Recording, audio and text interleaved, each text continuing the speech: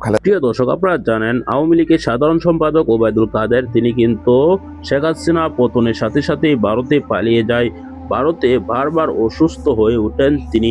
ইতিমধ্যে আপনারা দেখেছেন যে তিনি গুরুতর অসুস্থ হয়ে হাসপাতালে ভর্তি হয়েছিলেন। হাসপাতাল থেকে ফেরত দিয়েছে তাকে। তিনি আর চিকিৎসা নিতে পারছেন না।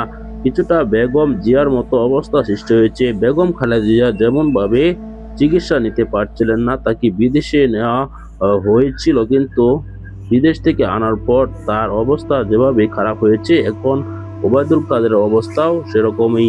তিনিও বাঁচবেন না বলে অনেকেই ধারণা করছেন। দর্শক, আওয়ামী লীগের সাধারণ সম্পাদক ওবায়দুল কাদের তিনি কলকাতায় আছেন। তিনি যদি সেখানে মারা যায় তাহলে কি তার লাশ বাংলাদেশে আনা হবে? এটি নিয়ে কিন্তু এখন পর্যন্ত কোনো সিদ্ধান্ত জানায়নি সরকার। অনেকেই মনে করছেন তার লাশ সেখানে কবর দেওয়া হবে। বাংলাদেশে আনলে তার লাশ কবর নাও দিতে পারে জুলাই যোদ্ধারা।